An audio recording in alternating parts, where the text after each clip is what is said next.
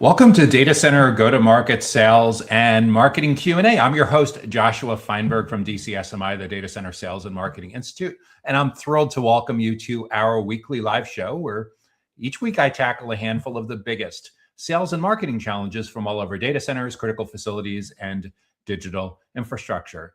And this show is for you regardless of what your company does in the data center ecosystem. Maybe you work for a data center operator like a hyperscale or colocation or edge or modular or data center provider, or perhaps your company is one of the dozens of different kinds of data center technology or data center facilities related companies in and around the global data center industry. Or perhaps you're responsible for going from finding the right patch of dirt, finding the right land, site selection, construction, real estate, or investment on which to place and build a new data center facility or a new data center campus. And they sure are getting bigger and bigger by the month or by the quarter. Or perhaps maybe you're not part of an operator or technology or facilities or construction, real estate, or investment company, and your company works within the vibrant outsourced sales and marketing ecosystem in and around data centers, digital infrastructure, or critical facilities. And this show is for you regardless of what you do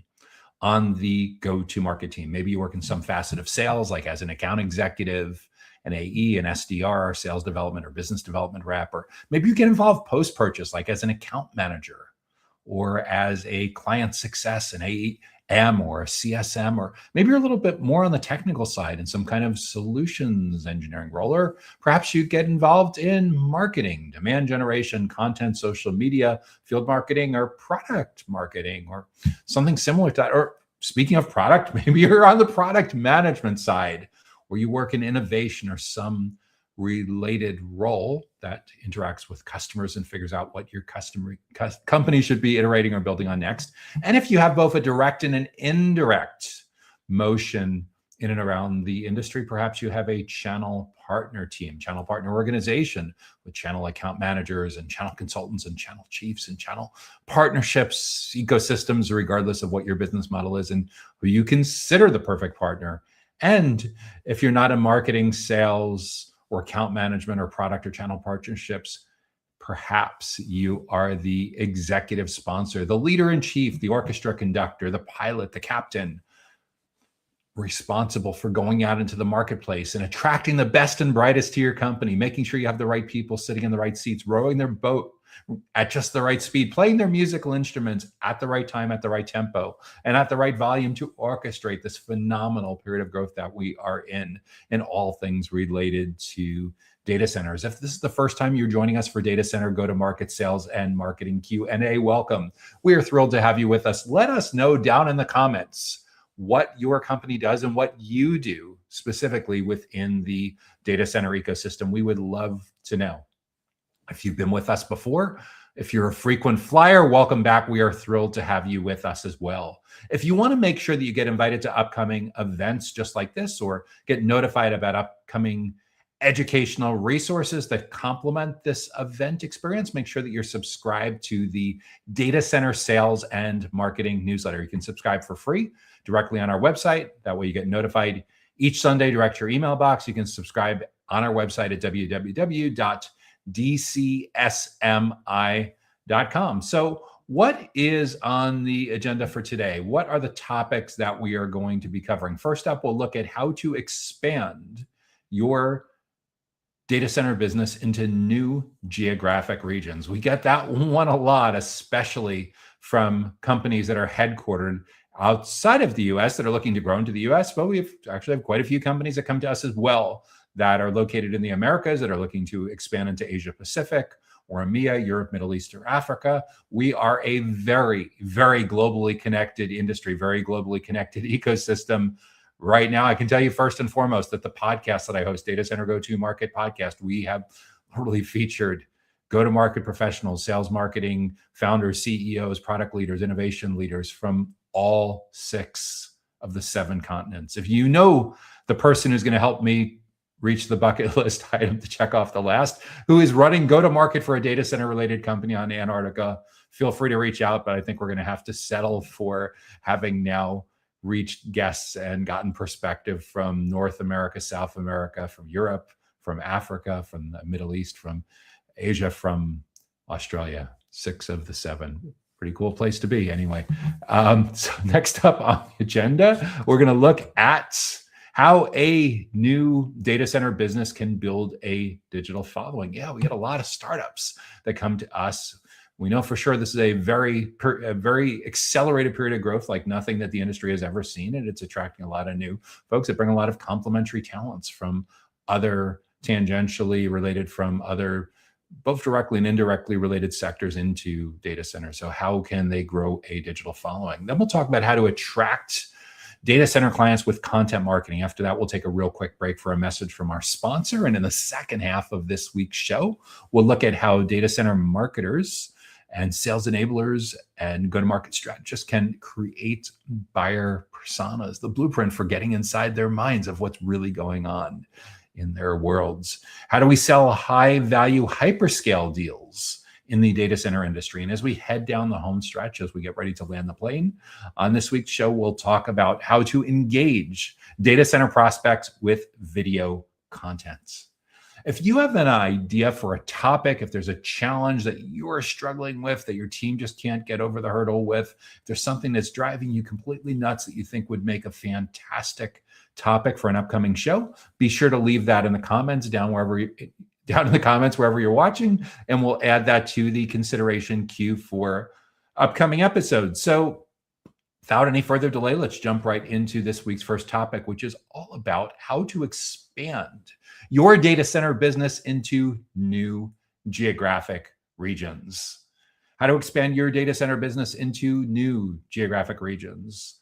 So there's a couple of different perspectives with this. One is if you are the executive sponsor that's building the team and the strategy and the process and the tools to be able to do this, there's that 30,000 foot view. And then perhaps you're one of the team members that's been hired to execute on that plan. Now, given the period of amazing growth that we're going through on a global industry basis right now, we see quite often that there's companies that are headquartered in one region of the world that all of a sudden have growth aspirations to grow into other regions of the world. We also see that with the talent density and workforce challenges, it's very common for us to find people making long distance moves and even traveling very, very long distances on a very regular basis for conferences and site visits. And so perfect, for instance, I had Rich Farrell. I interviewed Rich Farrell on the Data Center Go-to-Market podcast in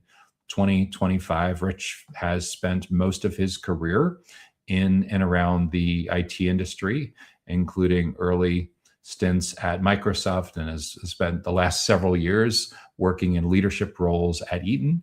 Rich is originally from Australia. At the time I caught up with him, he was running Eaton's data center and related businesses out of Singapore for Asia Pacific. And he was getting ready to move from Singapore to Dubai to basically take the same playbook that he had perfected for Eaton in Asia Pacific and replicate that throughout the Middle Eastern regions based out of Dubai. So super interesting. Another, for instance, there's been a lot of people that are on the podcast that had academic careers and moved to another region of their continent or another region of the world to do something that was another meaningful chapter in their career. Lots and lots of examples of this happening over and over and over again. We have a lot of people that come to us that are simply looking for a normal expansion of their addressable market. So there's a couple things that need to be taken into account on this expansion plan. One is I want to make sure that your existing blueprints, that your existing docs that frame all of this are in good shape and functioning pretty well. For starters, having really good clarity on your beachhead ideal client profile, geographically where you've done best before, the company sizes, starting from the smallest companies that can afford your entry-level offering, your entry-level product and service, all the way to where a company may outgrow your most enterprisey kind of offering. And maybe you don't outgrow it at all, but typically for a business that is looking to expand into a new region, they've likely had some degree of success in pattern recognition in their core beachhead region, and they're looking to replicate that. So there's the geographic part of it. Obviously, you're going to be trying to clone certain elements of that into a new region. There's the company size part of that, which may be super relevant or may be a completely different set of challenges to tackle, because different markets, places are at various different stages. Actually, going back to Rich Farrell that I talked about from Eaton, we talked about the idea of selling into mature markets versus emerging markets, one where there's a lot of capital, there's a lot of digital infrastructure, there's a lot of grid infrastructure that's all built out, there's regulatory frameworks, versus moving into a region where a lot less of that is developed and a lot more education, a lot more evangelizing, a lot more community outreach, a lot more bringing different parts of the ecosystem together, even bringing in some companies and partners from other regions of the world if there's not an existing ecosystem built in that region of the world quite yet. So in addition to that, likely before you're scaling into new regions, you likely have certain kinds of industries where you've been wildly successful and certain kind of industries where you may not have been as successful. And this is especially relevant for companies that are selling to highly regulated kinds of clients. For example, if you sell to healthcare or financial services or government, in many regions of the world at the intersection of your business model and their industry in your particular location, there definitely are requirements that you have to be able to check off to be successful. So with all of that in mind, then the question is, have you achieved product market fit? You know exactly the products and services or people are buying at the price points, at the frequencies, at the quantities, very, very well established unit economics. You've scaled well past go-to-market fit. You've commercialized and scaled way, way beyond founder-led sales, where you have a couple handfuls, couple dozen, hundreds, potentially, maybe more than hundreds of pre and post-sales folks in all different kinds of roles, from sales development, account executives, account managers. You've segmented perhaps by deal size. You've segmented by place, by life cycle stages. You may have further sub-segmented by industry specializations, a host of different factors that companies are using to increasingly specialize their teams as you've gotten to go-to-market fit. And if you have a channel partner ecosystem, you have hopefully achieved channel partner market fit, meaning that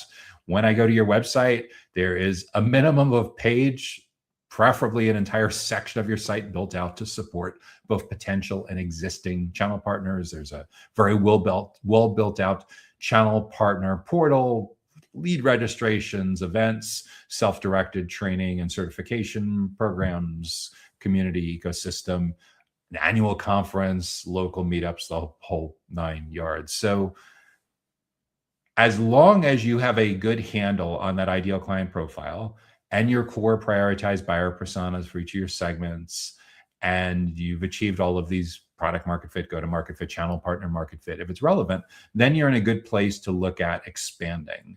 And the challenge with expanding is sometimes people oversimplify it and think that they just need to localize into a different language. If only it were that simple. Different marketplaces behave differently. Different TAM, different addressable market size, different competitive environments, different regulatory environments, different kinds of resources that you depend on to complement your overall supply chain and your solution that you pull together with all of those different pieces. So there's always learning curves. I see with a lot of smaller companies that are looking to expand into new geographic regions, they tend to do this first through alliances, through relationships with whatever the relevant channel partner is for their, or channel partnerships are for their particular business models. Like I had the CEO of Avtech Software on the podcast in 2025, Rick Grundy, and we talked about how Avtech was expanding into the Middle East, first using a lot of relationships with managed service providers and integrators and traditional value-added resellers before they decided to put formal open up office and put specific team members in there. And that's a very, very common playbook as well, where a lot of times the first exploratory efforts into a new geographic region rest on having a distribution partner who has exclusive distribution rights in a particular country or group of countries, and they'll go and they'll recruit some service providers that can get involved in more technical pre-sales motions and can be involved post-sales with installation and configuration and training and maintenance and everything that needs to make that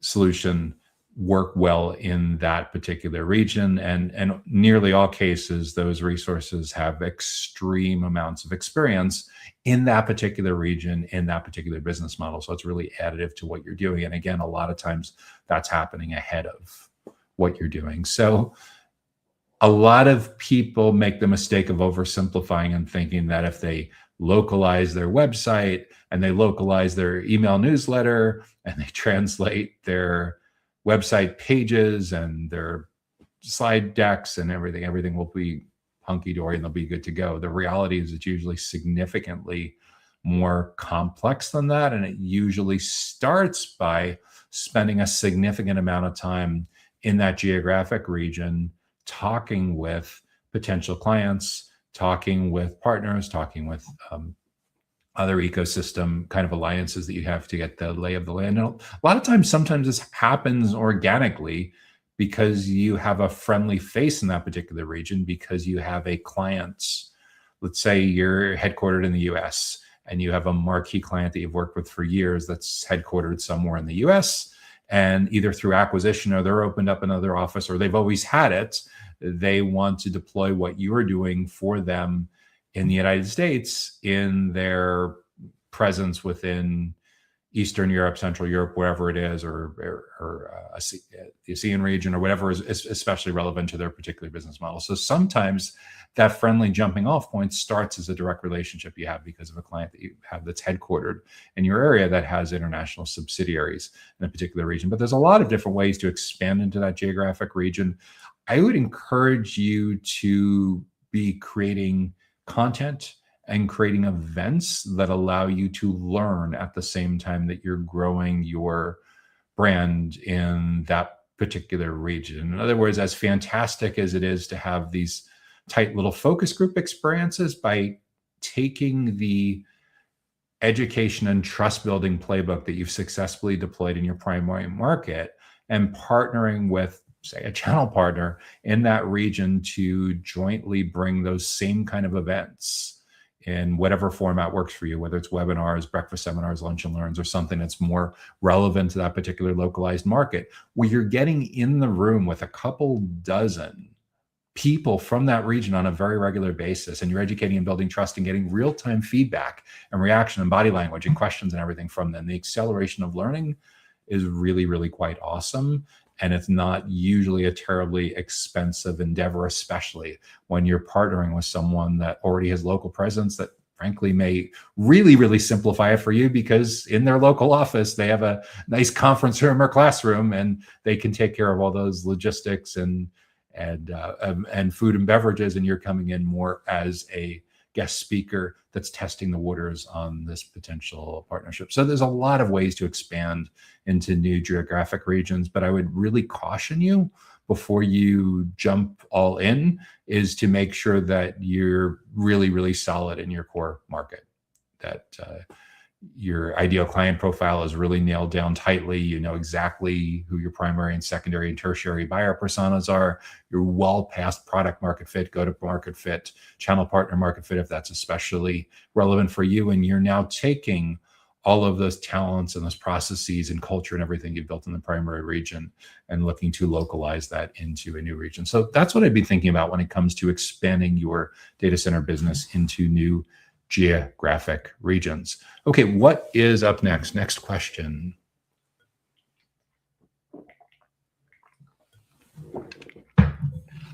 How can a new data center business build a digital following? How does a new data center business, a data center startup, build a digital following?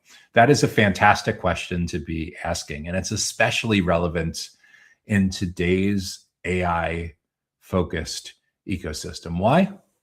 Because if we were talking about this topic 10 years ago, you would have found that in a world where smartphones were starting to hit tipping points of adoption curves, cloud computing, SaaS, people looking for B2B buyers, looking for technical buyers, engineering kind of buyers, looking for information online, asking questions of their peers on LinkedIn, watching YouTube videos, attending webinars, podcasts. Gartner at that time found that typically about half of the buyer's journey was over before you got to meet a prospect. At the time, CEB, Corporate Executive Board that's now owned by Gartner, found that about 57% of a typical journey was over before vendor contact. That wasn't too bad. So if you did most things right, you missed the first half of the game, but you were there for almost the entire second half of the game, like the last 44% of the journey, where you could really influence the criteria that they use to evaluate the different kinds of solution options in front of them. However, a lot has changed in the last 10 years. 10 years of digital transformation, millions of baby boomers retiring, a lot more Gen Z, a lot more millennials in decision-making roles. Tens of millions of people got used to working from home and remote and hybrid kind of arrangements in the early 2020s. And that 57% number has jumped all the way to 83%. At least that's what Gartner found. We've found it's actually accelerated even more. We think it's closer to 90% throughout most of the global data center ecosystem, throughout most of the 57 different business models that we track at the Data Center Sales and Marketing Institute. So what does this mean?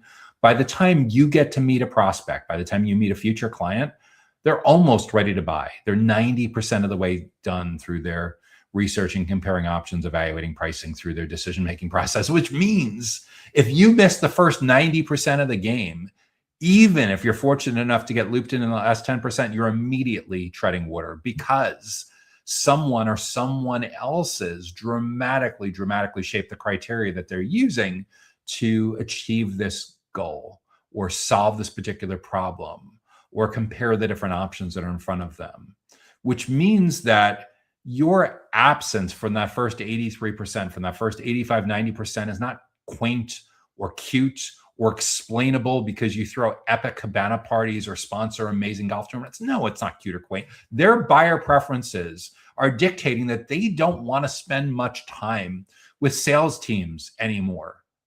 And if you're buying into that hook, line, and sinker and getting handcuffed to exhibit hall booths all day long, by the time they meet you, they've just about made up their mind. Like that big Carole King pop hit from the 1970s. It's too late, baby. It's too late. We need to get you in earlier, much earlier, and much more often, so that you can shape the criteria throughout the full buyer's journey and not be put in incredibly defensive positions when they've pretty much already made up their mind. So how do we get you in early and often? What this largely comes down to for both new and incumbent and very well-established businesses in the data center ecosystem is we need to transform how your go-to-market team members are perceived in the marketplace. Instead of being seen as like account executives and sales development reps and account managers and marketers, I need to be seen a lot more like teachers, consultants, subject matter experts, trusted advisors with a huge emphasis on trust, and perhaps even thought leaders. And the way that we do that is we need to get obsessed about understanding what is going on in their own world. We need to study the heck out of the goals and the challenges, the top 5 or 6 big goals, the top 5 or 6 big challenges for each of our 2 or 3 most important segments, so we know them better than they know themselves. And we need to know these topics in their own words. We can't guess. We need their own words. Once we have those, we use those 10 or 12 topics to get out of the vendor box and stay out of the vendor box and transform ourselves into a core part of their professional development, their learning and development, because they are more sales allergic than they've ever been before. They don't want to spend time with your commercial team, but these IT professionals, these engineers, all these core stakeholders throughout the data center ecosystem, they still need to learn. They still need to keep their skills sharp. They still need to keep up. And if you and your go-to-market team, your client-facing subject matter experts, can become an integral part of how they learn what's going on in the industry and how others in similar companies and similar job functions of similar size companies in their geographic regions, similar kinds of industries, if you can be the teacher, the consultant, the subject matter expert, the trusted advisor, magical things start to happen with educating and building trust. And again, this isn't one and done. This is early and often. So when I talk about 10 or 12 topics, there's a reason that 10 or 12 topics are so important. And we want to prioritize those by which ones we hear most frequently. So we address those first. But those 10 or 12 topics are the 10 or 12 titles, the working titles of your events that you'll want to be hosting over the next 10 or 12 months, one a month over the next 10 or 12 months with your most important segments, starting with your primary buyer persona, your secondary buyer persona, your tertiary buyer persona. And there's likely going to be some reprogramming, some de-radicalization, some de-brainwashing that needs to happen among your team. Because right now, by default, in this ecosystem, everyone thinks that magical motions, magical progress happens with customer development and business development if they can just get in a room with a couple thousand people. We call that wishful thinking, because most cases, there's an awful lot of due diligence that was skipped, really, really basic due diligence that was skipped when you decided to make that big national or global conference investment. There's still some that can be a great fit, and I'll tell you how to evaluate that in a moment. But what we're essentially looking to do is go to that conference organizer and get the prospectus, get the media kits. You need to know the demographics of who was there last year and who they're predicting is going to be there this year. Now, bear in mind, virtually none of these conference companies, as a standard practice, get these audited. It's not like Deloitte or KPMG or EY or someone is going in there and going through it with a fine-tooth comb like they're doing publicly regulated securities reporting or something. But we're just looking for a good faith representation of who they say was there last year at a PowerPoint slide kind of level and who they think is going to be there this year. And then on the right-hand side of the screen, that's on the left-hand side of the screen. On the right-hand side of the screen, we bring up your ideal client profile and we bring up your prioritized buyer personas, your primary, your secondary, your tertiary buyer persona. And we look and see, is there a really good match? Is it like an 80% or higher match rate?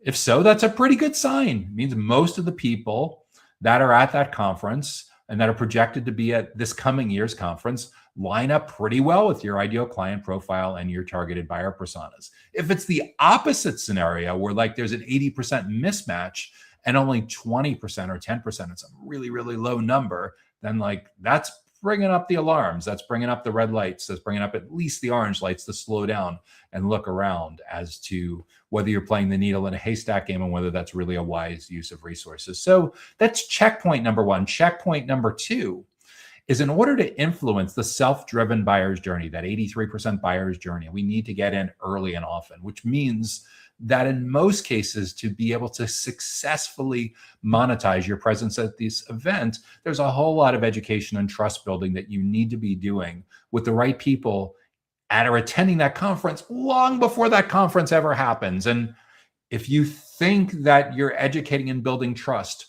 by sharing a Canva social tile on your LinkedIn profile that has your picture and the conference logo and the beach, because apparently it's a really big thing that all data center conferences need to be on a beach right now. We know beaches, sand and water and waves and stuff mix really, really well with digital infrastructure. At least that's what we've been told in this kind of environment. So you're sharing this tile, but the question is, are you doing enough education and trust building with the right people from the right companies at the right time, long before that 83% point, to be able to get that kind of value? And if you're not, then it's incredibly important that you be one of the chosen 3% at that conference. Who are the chosen 3% at the conference? 2,500 people attending the conference, 75 people speaking at the conference. 3% of 2,500 are roughly 75 speakers. Some of them are keynote speakers. Some of them have a solo session. Some of them are sharing 30 minutes with 5 other people. Do the math on that. What's 30 divided by 5? So you're getting like 6 minutes of your own time, assuming the time is divided equally. So that's the chosen 3%. What does that mean? If you're not in the chosen 3%, or the ones that purchase the 3%, because I'd love to be able to tell you that this is all decided purely on merits, but we all know that one of the less savory parts of this industry is an awful lot of it is now pay to play. But if you're not one of those 75 people, if you're not one of those 3%, you're likely not doing very much education and trust building at all. So then the question is, what are you there for? If there's not the other 2,425 people there, the other 97% of the people there in the audience, there's no reason for the speakers to show up and share their great insights. If there's not those 2,425, if there's not those 2,500 people there, no one's paying to set up these elaborate booths on the expo floor. So the reality is you're the product.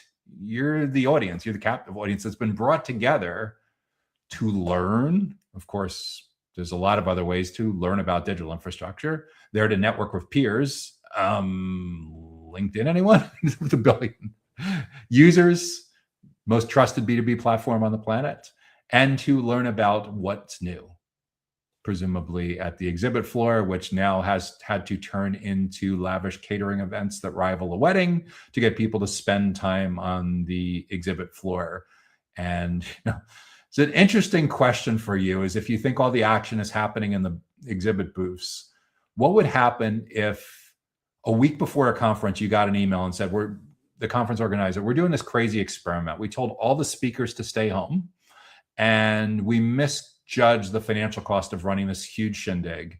And we can only afford to pay for the exhibit hall. We can't afford to pay for the classrooms or the breakout sessions. So the entire conference is going to happen on the exhibit floor. And actually, there's some conferences that run the entire conference on an exhibit hall now. That's where you see people sitting in educational sessions with headphones on because it's so ridiculously noisy. On the expo floor, it's the only way they can hear the speakers. In some cases, there's some translating going on, but usually it's an acoustics reason. So, but in this particular case, they told the speakers to stay home because company is having financial trouble. They can't afford to pay for the rest of the exhibit hall. They're just the rest of the conference center. They're just using the exhibit hall. So what that means is they've had to attach a chip in your badge that if you're not standing on carpet inside of a booth for at least 90% of the time, security is going to come over and tell you that you need to stand on the carpet in an exhibit booth for at least 90% of the time, or they're going to ask you to leave. How's that for an attendee experience? I'm not talking about tasers or electroshock or anything. I'm just simply talking about that conference organizers are going to remind you that in the fine print when you signed up to attend the event, that we reserve the right to tell you that you need to stand in the booth for 90% of the time that you're at this conference. Okay. So suffice it to say, there's a lot of different ways you can learn about what's new. It doesn't always have to happen in a booth. And chances are, if you're meeting prospects for the first time in a booth, it's too late, baby. It's too late. We need to educate and build trust. So what can you do to build that digital following? We need to get in there as early as possible. We need to be obsessed about understanding what's going on in their world, their biggest goals and challenges. And we need to show up early and often as teachers, consultants, subject matter experts, trusted advisors, and maybe even thought leaders. So we can get out of the vendor box and stay out of the vendor box for good. Does that mean that you should be signing up to attend 2 conferences every single month for 12 months of the year so that you're spending not 24 weeks of the year? Let's be honest about what it really is. There's on a 3-day event, you got a day of travel before and after. So you're at 5 days right there. And there's always 2-3 days of scrambling around and getting prepared for that before you go. And there's always 2 or 3 days of mad rush when you come back, dealing with everything that fell on the floor while you're out of the office. So let's call it for what it is. It's attending 2 conferences a month means you're basically out of the office for 45 to 48 weeks of the year. In other words, goodbye day job. This is the reason why the only companies that can typically keep this up without really, really trashing their revenue growth goals and go-to-market goals are big enough where they can have an entirely separate crew of people that are professional booth people. What's a good way to say it? Field marketing, booth hosts that host people in that context, professional speakers, professional panelists, professional attendees that are trying to siphon off some of the goodwill from the booths and the speakers because they didn't want to invest at that level as well. So they're kind of like dipping their pinky toe in the water and hope that these meetings in the hallways and kind of crashing the party, like that Owen Wilson, Vince Vaughn movie, actually works out for them. The reality is, at the end of the day, if we want to build a digital following centered around educating and building trust, we know where all the attention is. We know what the visible versus the invisible journey is. Don't get distracted into thinking that your customers are the outliers. do your homework, figure out where they're learning, figure out how they're figuring things out to do their job better, and make sure that you're an integral part of that. Because without that, you're just an afterthought, and someone that you compete with will shape the criteria that's used to favor them and strongly disfavor you. So that's what I'd be thinking about for how a new data center business can build a digital following. If you're enjoying this week's show, make sure to smash the like button to help spread the word to your friends and colleagues. Okay, what is up next? Our next question is,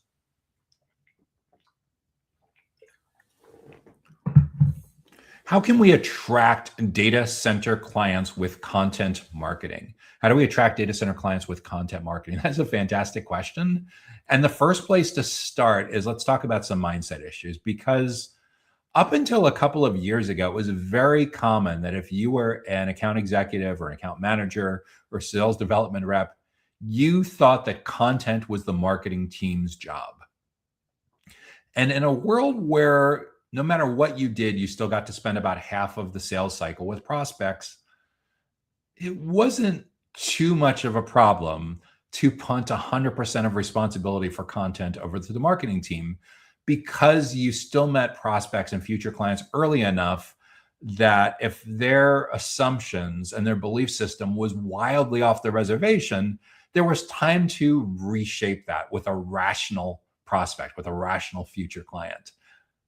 Those days are long, long gone. Even if you do everything right now, by the time you as an account executive or a sales development rep get to meet a prospect for the first time, they're likely almost done with figuring things out, with understanding how they're going to address their big goals, solve their big challenges, where the different kinds of solution approaches fit into what they're going to do. And most of all, someone else got in there early enough to not only shape the beliefs with that particular stakeholder, but did a masterful job of empowering that internal champion to spread that content and those educational events resources to multiple people in the same company, giving them really, really good, almost saturated surface area coverage on the decision committee. Because let's put one thing to rest. There is no such thing as the decision maker anymore on big considered purchases. Maybe on commoditized SMB, small and medium-sized business purchases, there still kind of sort of is a decision maker, but in nearly all mid-market or enterprise environments, there is no such thing as the decision maker anymore. Because even if your brother-in-law is the CTO or your sister-in-law is the CEO and you get a warm introduction to them, they need to, out of risk aversion and consensus building and not having an internal mutiny, they need to send you back to their team. They need to send you back to their direct reports to build consensus first, to make sure that you are on the right track and that they're truly aligned with each other and with you before they greenlight that particular initiative. So let's dispel the idea that there is the decision maker anymore. It is the decision committee with multiple stakeholders. And that's where your content becomes incredibly important, because in a world where nearly all of this journey happens without you, there are multiple categories of stakeholders that, despite your best intentions, you are never going to meet face to face. They are hidden, but they can make a deal or they can break a deal. And the only way that you're going to be able to shape their belief system is through content and events and the artifacts that come from events, by empowering your internal champion to be able to shape the beliefs that are relevant to your category throughout their peers on their own team and throughout other teams throughout their enterprise, throughout their organization, that are going to need to weigh in on your particular initiative. So in a lot of ways, the reason why sales and account managers and product and channel partnership folks need to play an integral role in content, both creation and promotion and distribution, is because content now is taking the place of so many topical exchanges that used to happen face-to-face in a self-driven world. In other words, you used to be able to get to explain things to people face-to-face, over phone calls, over Zoom. And now the buyer's in the driver's seat.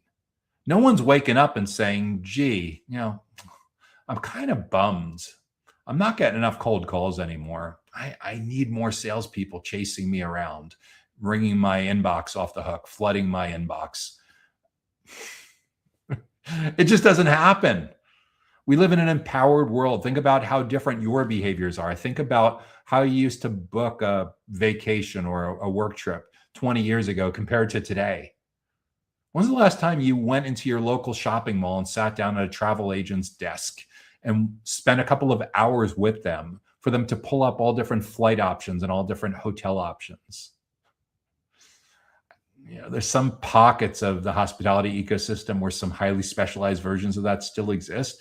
But for mainstream booking of flights, booking of transfers between your office, your home, the hotel, the convention center, whatever it is, it's all self-service.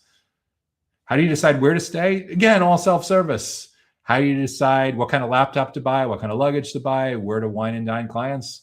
All largely driven by social proof and self-service. So if you're thinking that your clients, your prospects are the exception to the rule, that don't have smartphones, that have never heard of ChatGPT or LinkedIn or YouTube or Yelp or Amazon, whatever, or any of these other self-driven marketplaces that are dramatically reshaping digital infrastructure, I don't know who you think you're selling to. I'm Gen X. All the baby boomers that I know that still work in the data center industry are 100% digital transformed.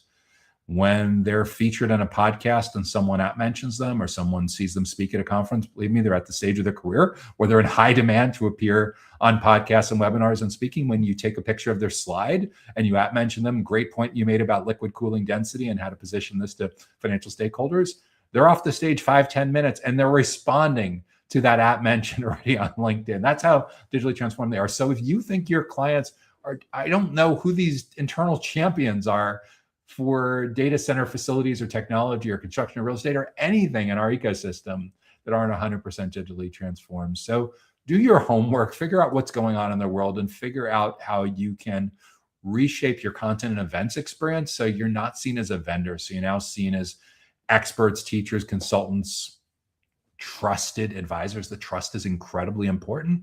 And the trust doesn't happen with socializing with prospects. The trust doesn't happen by trying to bribe prospects with increasingly expensive, lavish experiences like taking them to the Super Bowl or the World Series or inviting them to a Taylor Swift concert or something. Like these one, there's a lot of limits that could end you and the prospect in major hot water if the gift is way over the top of what some nominal limits are. And second, like these are highly educated, highly technical, highly skeptical buyers. You really think you're pulling the wool over there? What do they need most? They need you to help them figure out how they're going to achieve their big objectives and key results, their big front burner 5 or 6 big initiatives that they need to get done that are standing between them and a bonus or a promotion. They need you to figure out how to help them figure out what's driving them and their team members absolutely nuts, that are screwing with their work-life balance, that are really making it nearly intolerable for them to continue doing the job. The better job you do at that of being client-centric, the more you're welcomed in. The more you try to pretend like it's still 10, 15 years ago and the smartphone and LinkedIn and Google and ChatGPT and all these tools were never invented, the more likely you're going to be talking to a wall and talking yourself into irrelevance and major disruption. And don't discount just how much generative AI has changed the game as well. There's so many prospects and clients now that would much rather have a conversation with ChatGPT or Claude or Copilot or Gemini than a human salesperson. So if you're not next level in the value that you're providing to that person because of extreme expertise where they essentially see you as a peer, it is pretty much game over. This is why we're seeing so many more career IT professionals and career engineers being hired onto business development teams, even if they've never worked in that kind of commercial environment early in their career, because they immediately come in and they have street credibility with the prospects and clients that they're calling on. And that tends to rub off really well with their other team members that they're supporting in that kind of environment. So that's what I'd be thinking about for attracting data center clients with content marketing. And most of all, for the love of all that's critical to the future survival of your company and your team and your career, don't make the mistake of assuming that content is just marketing's job. No, it's anyone that is in a client-facing role that needs to protect their career, that needs to protect their team's commercial influence, and most of all, wants to live in the presence and be ready for how their buyers want to interact with their company today in a self-driven, AI-centric world. We have 3 more topics to cover, but we're going to take a real quick break for a message from our sponsor. Data Center Go-to-Market Sales and Marketing Q&A is sponsored by DCSMI, elevating the role of sales, marketing, and go-to-market GTM professionals in the growth of the data center industry.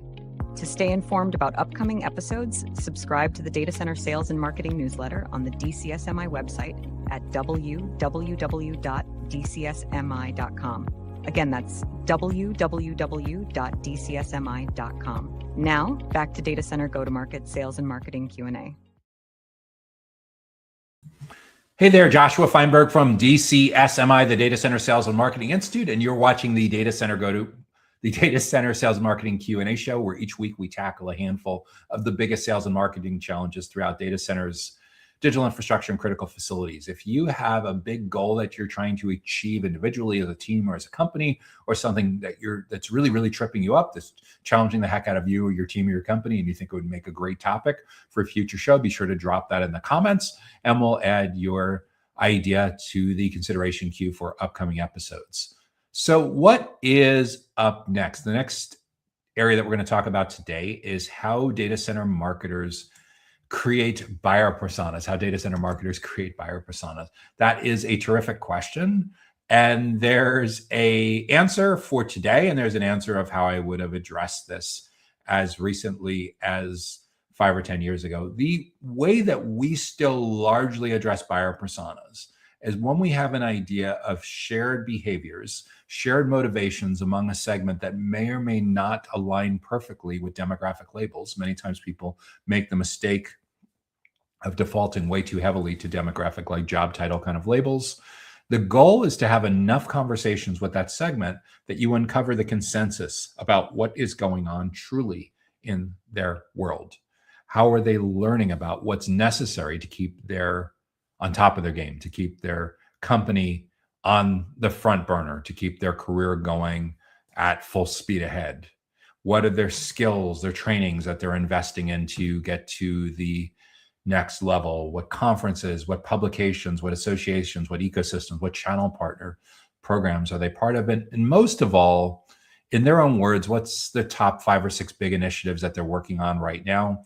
And what's the top 5 or 6 challenges or struggles that are just plain driving them nuts, that are messing with their work-life balance, maybe causing mental health problems, at the absolute minimum, interrupting their ability to unplug for a couple of weeks of the year and actually go on a real vacation. So once you know the consensus on that in their own words, it's a lot easier to come up with those 10 or 12 topics that are front burner for what they need to learn about to help them get to the next step of progress in their professional lives. And that's where entering as a teacher, a consultant, a subject matter expert, a trusted advisor, becoming a core part of their professional development and learning and development, gets you out of the vendor box and helps you stay out of the vendor box. And just as importantly, it gives your prospects a reason to start to bring their coworkers into these educational environments as well, which in many cases is just as important, if not more important, than that initial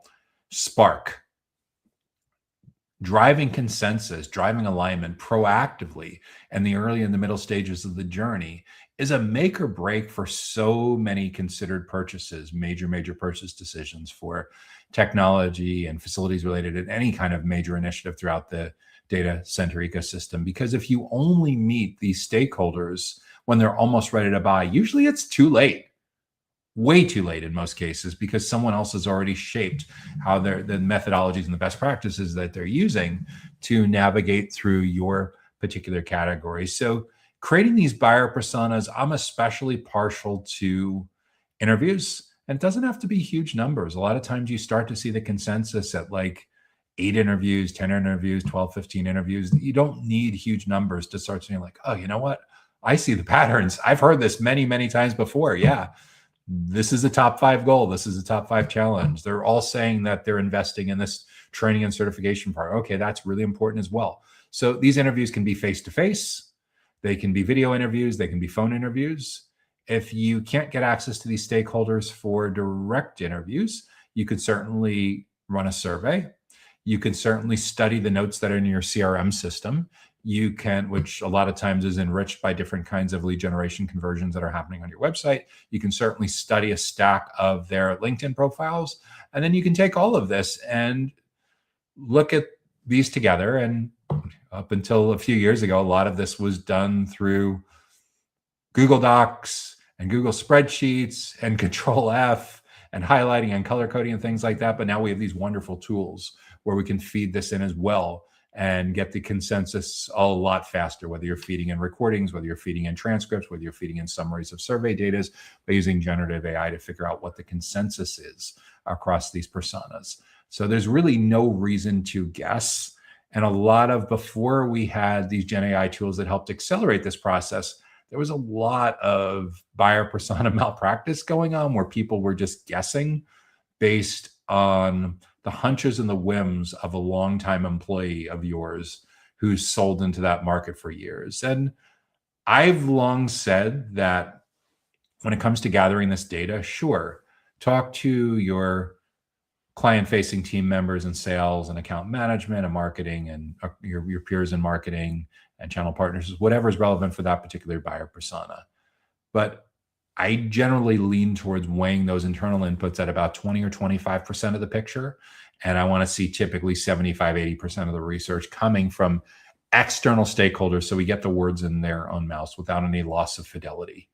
If you ever, as a kid or have kids, played that telephone game where you whisper in each other's ears as they go around in a circle, and 20, 30, 40 people later, the word that's repeated is very, very different than what you started out with, you know exactly what I'm talking about, where things are getting lost in translation. It's really, really critical that your messaging align with not only what's top of mind for each of those segments, but what's top of mind for them in their own words.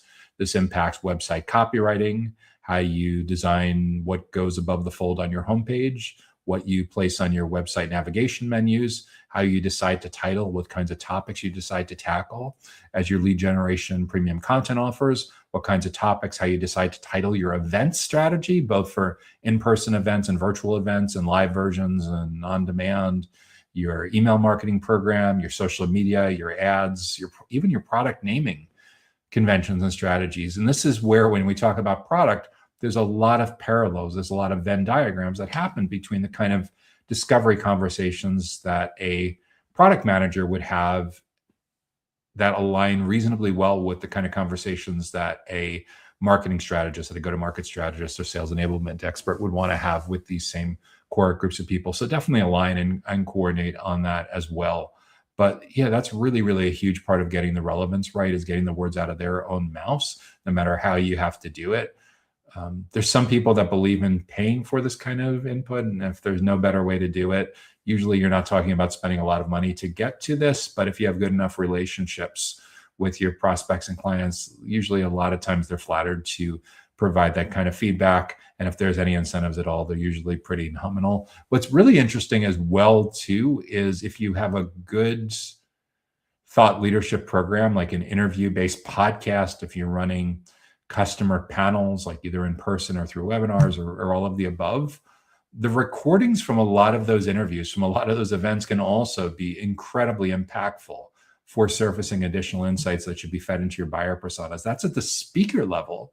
And then related input that you get from the audience through registration forms, through polling questions, through post-event surveys, can all have a tremendous impact on feeding your buyer persona. So if you really want a holistic 360 view to get inside their mind, to be hyper relevant to the conversation that's going on in their mind, the walk a mile, walk a kilometer, truly be client-centric, extreme amounts of empathy, that's a real superpower. And I think a lot of companies in a very noisy digital first world where we're increasingly locked out of all but the very end of the journey, getting that insight right, both early and often, and iterating on it over and over time, will help you discover a lot of segments that have been neglected. And the broad-based spaghetti at the wall, spray and pray kind of environment by default that's adopted in so many parts of the data center ecosystem is really not helping you very much at all. because for so many companies that are resource constrained,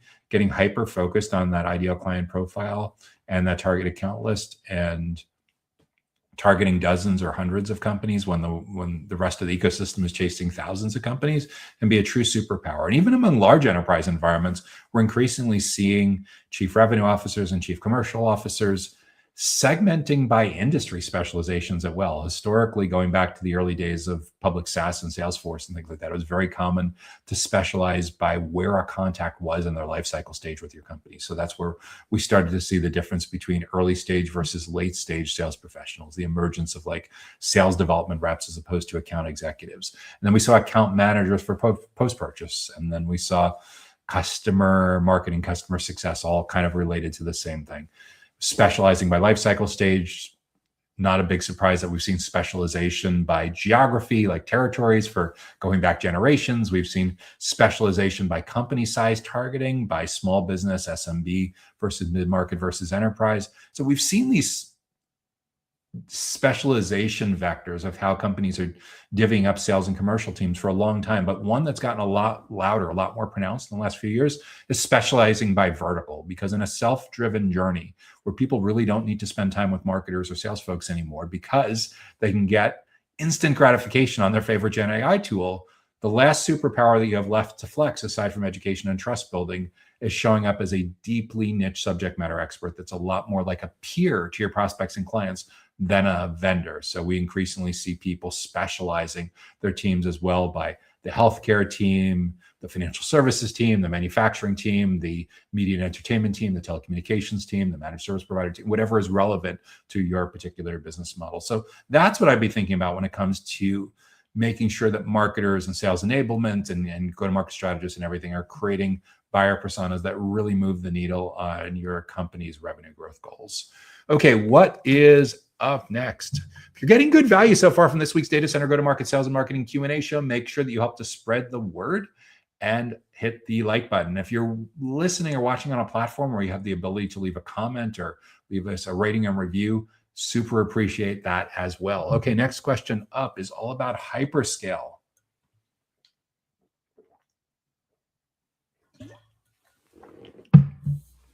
How do we sell high-value hyperscale deals in the data center industry? How do we sell high-value hyperscale deals in the data center industry?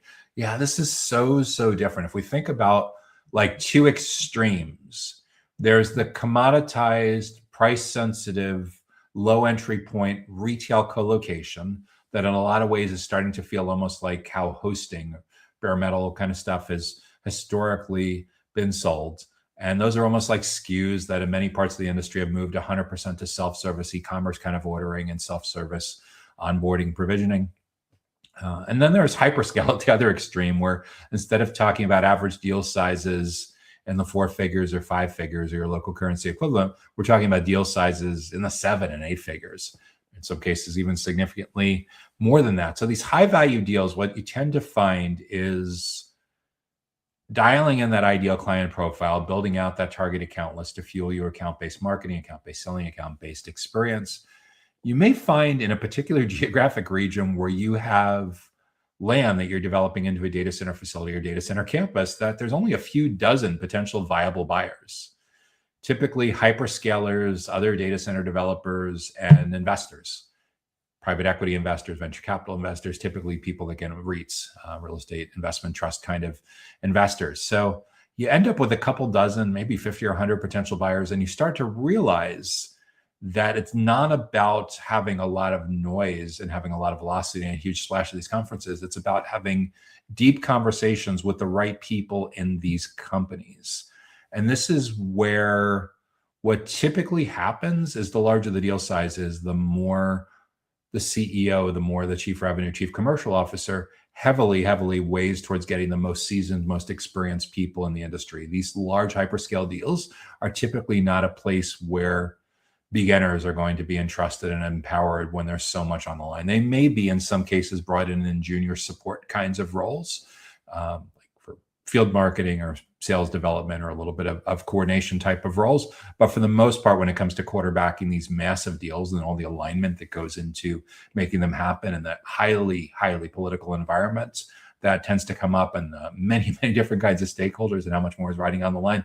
Yeah, this typically isn't a place for beginners. So there's two typical schools of thought. Usually when it comes, and again, it depends on what your business model is.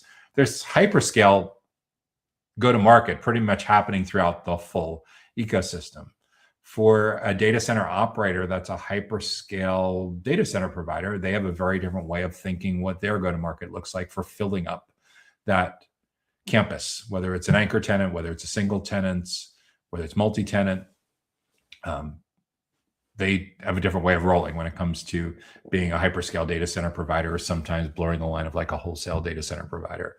Data center technology companies that want to sell hyperscale deals, well, they're looking to sell huge amounts of their IT products or services into that hyperscale buyer, whether they are in storage or networking or cabling or connectivity or cybersecurity or some kind of software, whatever is especially relevant to your business model and what your commercial interests are in hyperscale buyers.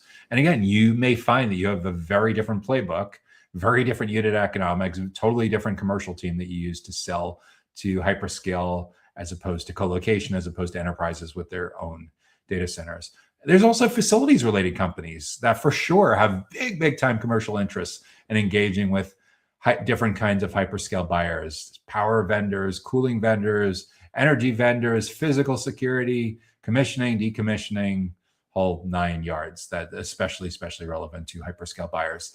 Then there's construction companies that want to get in on being the general contractor that's building these massive 8-9 figure, sometimes even more than that, kind of facilities that are up and running, huge amounts of money changing hands. Even the site planners, even the designers, everyone seems to be chasing these huge approaching gigawatt kinds of projects as the density kind of goes through the roof every time Jensen Huang gets on stage to talk about what's next for NVIDIA. Certainly, there's DCRE, the data center real estate investment perspective. There's the investor perspective, the REITs, the VCs, the private equity firms. And then there's all the sales and outsourced sales and marketing companies, the media, the events companies, the agencies, the manufacturers reps, the recruitment firms, the sales brokerage, anyone that's basically helping you move the needle on your marketing and sales. So yes, everyone has a very different perspective on what a hyperscale deal looks like to them, but what they all have in common is a much higher revenue density, fewer clients, a lot more stakeholders in those clients, because you're typically selling to much larger companies, a lot more at stake and a lot more subtle, complex nuances. So when you're selling retail co-location and you're the go-to-market strategist, maybe fine to have a good understanding on your 2 or 3 most important segments: a primary buyer persona, secondary buyer persona, a tertiary buyer persona. So when we look at like the who we help section of your website, you have 3 pages, 3 different lead generation funnels, 3 different event strategies. When it comes to hyperscale, there's a lot more different kinds of stakeholders that are involved. And again, it depends on where the region that you're selling, it depends on their business model, it depends on your business model, but very common to find at least 5 or 6 different kinds, in some cases, significantly more segments that each have a different way of looking at what that hyperscale means to their particular job function. And the problem is, if you're going at this with a mindset from 10 years ago and you're only looking at the visible buyers, you're severely underestimating the invisible parts of that decision committee that can either green light or red light your company from moving forward. And in most cases, these invisible buyers are going to need a lot of fantastic thought leadership content gets forwarded around for them, because they're just simply not going to meet with you. They just don't. There's a line in saying you may not even know the names of these people if you don't have a fantastic, trusted relationship with this particular prospect, with this potential future client. So it's incredibly important to understand the complexity of these decision committees, all the different perspectives that come into play, and make sure that you have enablement materials, make sure that you have content, make sure you have education, make sure that you have thought leadership that your internal champion or internal champions can use to forward around to help drive consensus in the formative stages of that journey, where it's still time to be able to shape how they look at that big hyperscale initiative. So there's power perspectives, there's energy perspectives, there's finance perspectives, there's ESG perspectives, compliance perspectives, way beyond just the surface level IT professionals and engineers and facilities professionals that you're working with on a regular basis. So make sure that you take all of that into account and make sure for the most part that you're living in today's journey and preparing for tomorrow's journey, not trying to sell to a hyperscale buyer from 10 years ago, because at this stage of the game, even baby boomers that are still working on a full-time or part-time basis in this industry, everyone's been digitally transformed. Self-service is a really, really big deal. They're 85 to 90% of the way through their research and decision-making process before you get to meet them. So if you don't have a way to get in there early and often to educate and trust build, chances are a competitor is the one that's going to shape those priorities. So either you're the one that gets in there early enough and that shapes the belief, or it's very, very likely that you're getting knocked out before you even realize it. The way to ensure that you get on that short list and stay on that short list is to become an integral part of how each of those stakeholders learns to do their job better for everything that's directly or indirectly related to this big hyperscale initiative that they're in charge of planning and implementing. So that's what I'd be thinking about for selling high value hyperscale deals in the data center industry. And that brings us to our final question that we'll be addressing in this week's show. If you have an idea for a topic or a question or challenge you'd like to see addressed in an upcoming episode, be sure to drop that in the comments and we'll add that to the consideration queue.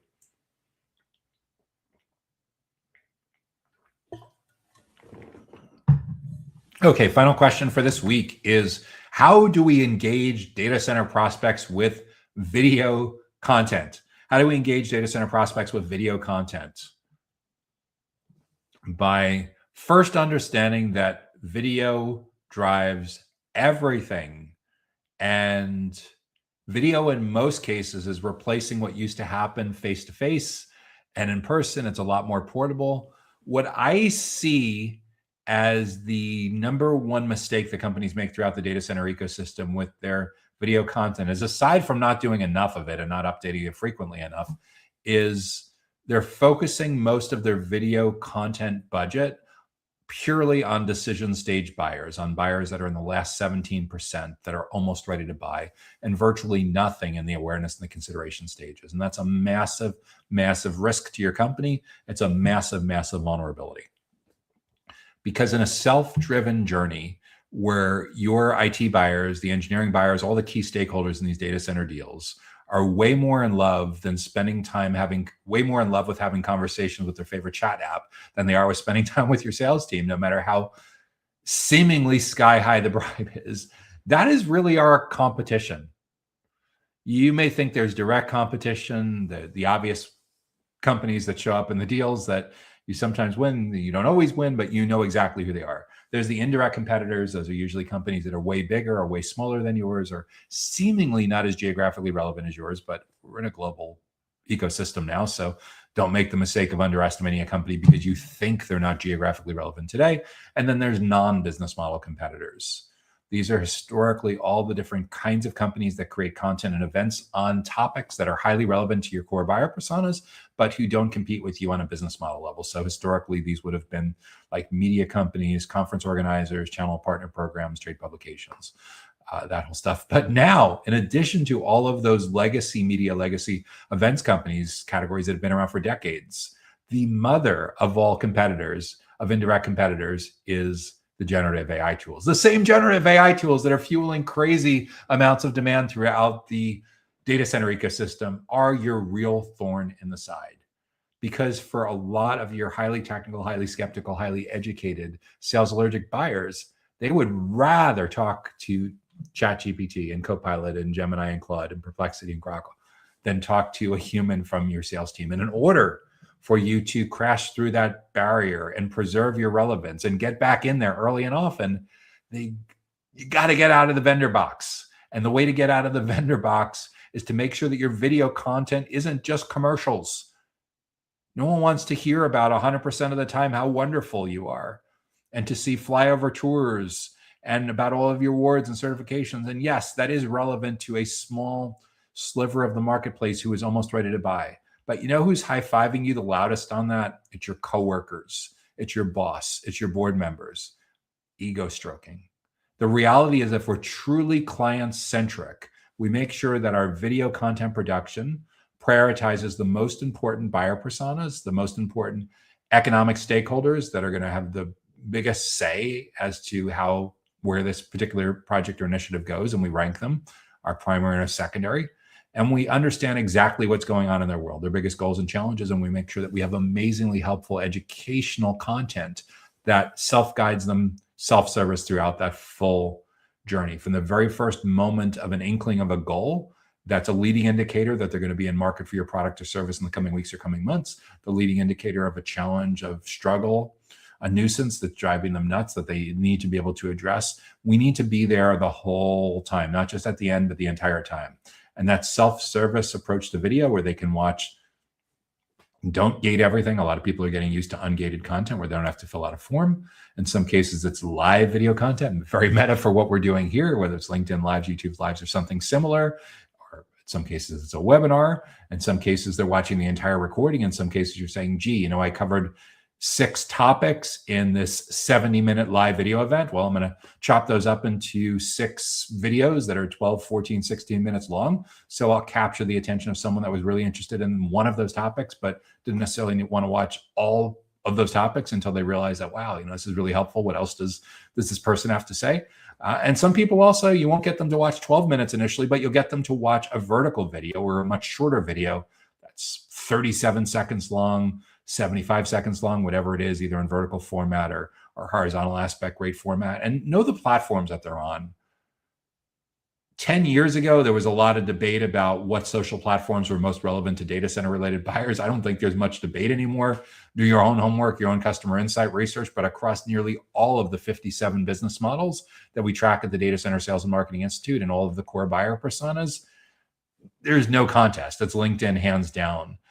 There's a lot of fragmentation after that. YouTube in a lot of ways has replaced the traditional type of search exposure that companies used to go for quite obsessively in this space with traditional search engine optimization, as the world has moved more to answer engine optimization with all the AI tools, especially centered around people doing research on ChatGPT and Copilot and Claude and places like that.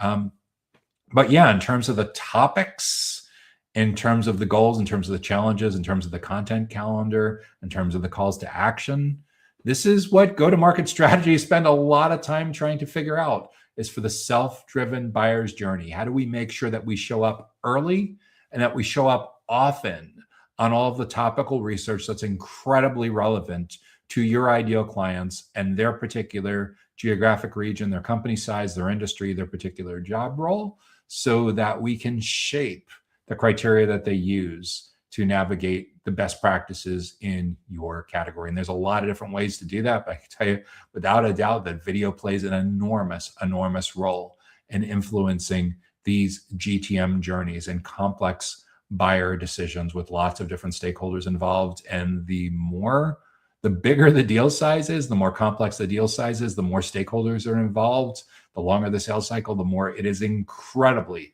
important to level up on video content as a core part of what used to happen in face-to-face conversations. And in most companies, there is throughout the data center ecosystem, there is a culture problem that is blocking this from happening, because the most senior, biggest subject matter experts in your companies in most cases are being distracted into spending all of their time talking to people that are almost ready to buy when they didn't get there early enough to actually shape the criteria. So I often talk about that pop hit from the 1970s with Carole King.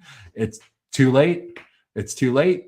Make sure that you're not too late. We need to arrive early enough that we can be the ones shaping the criteria, and video can be a fantastic vehicle from doing that. A lot of, again, what's preventing a lot of companies throughout the data center ecosystem from thriving with this playbook is because the culture is favoring a very outdated GTM approach that frankly was starting to decline 10 years ago and really is showing its signs of being much less effective than it's ever been in the past, because the empowered buyer doesn't want to talk to you anymore until they're almost ready to buy. Video gets you in there for the early innings, for the first 3 quarters of the game, so you don't look like what happened when you're only led into the stadium for the bottom of the 8th and 9th inning or the 4th quarter of the game, and the game's already a wash. There's already a wipeout that the other team has decimated you because you weren't even there for the places that mattered for being competitive. So that's what I'd be thinking about for engaging data center prospects with video content. It is a high-level CEO kind of strategy mandate in most companies, especially if you're a small to medium-sized company yourself. If you work for an enterprise with tens of thousands or hundreds of thousands of employees, usually these kinds of priorities, these kinds of initiatives need an internal champion at the managing partner, division, subsidiary, VP kind of level as well. Again, long before it gets to chief revenue, chief commercial, chief marketer. In most cases, they're just implementing this bigger picture playbook. But a lot of what prevents more companies from being successful starts at a very, very, very high level in the organization of understanding what's causing the GTM signal to break down. So incredibly important for large multi-stakeholder deals in mid-market and enterprise where there's so much more on the line. And in a lot of ways, this is about risk mitigation to make sure that you're not losing these deals to competitors that, we're willing to admit that, okay, maybe we're not going to be totally up to date in the last year or two, but at least we're not pretending like it's still 10 years ago.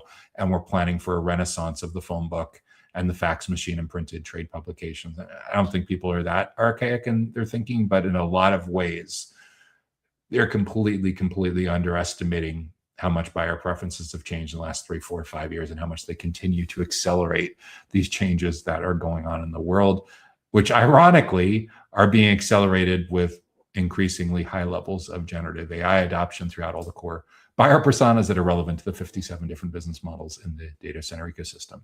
So that's what I'd be thinking about for engaging with prospects early and often with video content. And that's the final question that we're going to have time to address in this week's Data Center Sales and Marketing Q&A show. If you've enjoyed this week's show, if you gotten good value, make sure to hit the like button. If you're watching or listening on a platform where you can leave us a comment, leave us a rating, leave us a review, be super appreciative of that as well.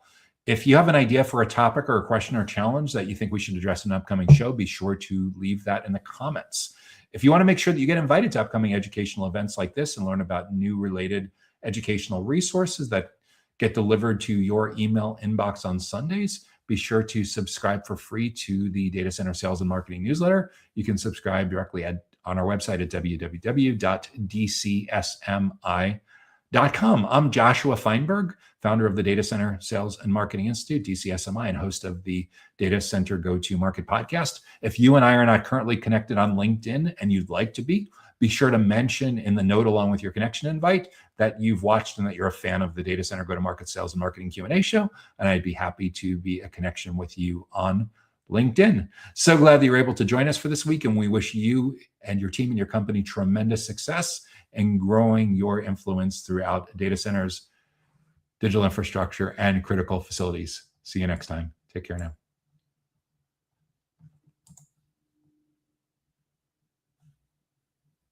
Data Center Go-to-Market Sales and Marketing Q&A is sponsored by DCSMI, elevating the role of sales marketing and go-to-market GTM professionals in the growth of the data center industry. To stay informed about upcoming episodes, subscribe to the Data Center Sales and Marketing newsletter on the DCSMI website at www.dcsmi.com. Again, that's www.dcsmi.com.